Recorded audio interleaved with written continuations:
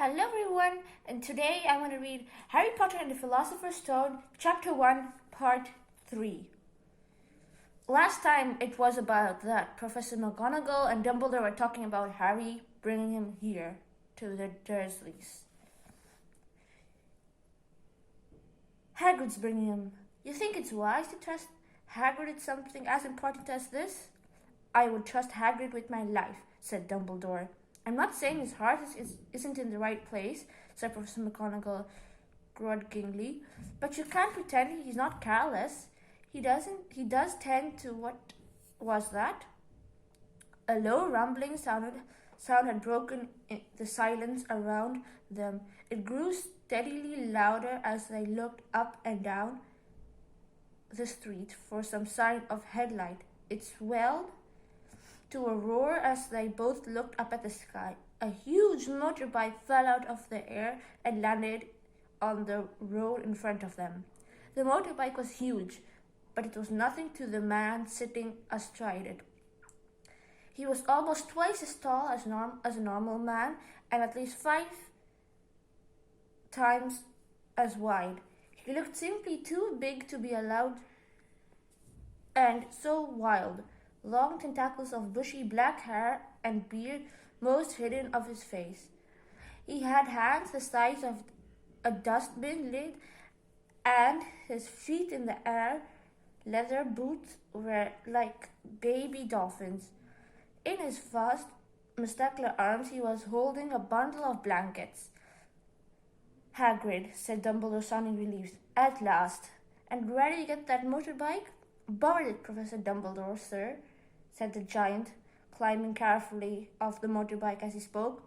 Young Sirius Black lent it me. I've got him, sir. No problems, were there? No, sir. House was almost destroyed, but I got him out all before the muggles started swarming around. He fell asleep as we was flying over Bristol. Dumbledore and Professor McGonagall bent forward over the bundle of blankets. Inside, just visible, was a baby boy fast asleep. Under a tuft of jet black hair over his forehead, they could see a curiously sharp-shaped cut like a bolt of lightning. Is that where? Said Professor McGonagall. Yes, said Dumbledore. He'll have the scar forever. Couldn't you do something about it, Dumbledore? Even if I could, I wouldn't. Scars can come in useful. I have one myself above my left knee, which is a perfect map of London Underground. Well, give him here, Hagrid. We'd better get over with this. Dumbledore took Harry in his arms and turned towards the Dursleys' house. Could I say goodbye to him, sir? Asked Hagrid. He bent his great shaggy head over Harry and gave him what must have been a very scratchy, whiskery kiss. Then, suddenly, Harry let out a howl like a wounded dog. Shh! hissed Professor McGonagall. You'll wake up the muggles. Sorry, sobbed Hagrid, taking out a large spotted handkerchief and burying his face in it. But I can't stand it. Lily and James dead. Poor little Harry off to live with muggles. Yes, it's all very sad, but get a grip on yourself, Hagrid, or we'll be found, Professor McGonagall whispered, patting Hagrid gingerly on the arms as Dumbledore stepped over the low garden wall and walked to the front door. He laid Harry gently on the doorstep, took a letter out of his cloak, tucked it inside Harry's blankets, and then came back to the other two. For a full minute, the three of them stood and looked at the little bundle. Hagrid's shoulders shook, Professor McGonagall blinked furiously, and the twinkling light that usually shone from Dumbledore's eyes seemed to have gone out. Well, said Dumbledore finally, that's that. We've no business staying here. We may as well go and join the celebrations. Yeah, said Hagrid in a very muffled voice. I'd best get this bike away. Good night, said Professor McGonagall. Good night, Professor McGonagall. Professor Dumbledore, sir. Wiping his streaming eyes on his jacket sleeve, Hagrid swung himself onto the motorbike and kicked the engine into life. With a roar, it rose into the air and off into the night. I shall see you soon, I expect, Professor McGonagall, said Dumbledore, nodding to her.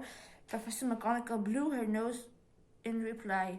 Dumbledore turned and walked back down the street. On the corner, he stopped and took the silver put-outer. He clicked it once, and 12 balls of light sped back into the air. The street lamps, so that Privet Drive glowed suddenly orange, and he could make out a tabby cat slinking around the corner at the other end of the street. He could just see a bundle of blankets on the step of number 4. "Good luck, Harry," he murmured. He turned on his heel with a swish of his cloak, and he was gone. A breeze ruffled the neat hedges of Privet Drive, which lay silent and tidy under the inky sky, the very last place you would expect astonishing things to happen. Harry Potter rolled over inside his blankets without waking up. One small hand closed on the letter beside him, and he slept on, not knowing he was special, not knowing he was famous, not knowing he would be woken in a few hours' time by Mrs. Dursley's scream as she opened the front door to put out the few milk bottles, nor that he would spend the next few weeks being prodded and pinched by his cousin Dudley. He couldn't know that at the very moment people meeting in secret all over the country were holding up the glasses and saying in hushed voices, "To Harry Potter, the boy who lived." Thank you for watching this video. Tomorrow I'll start with chapter 2, The Vanishing Glass, and please subscribe. Bye!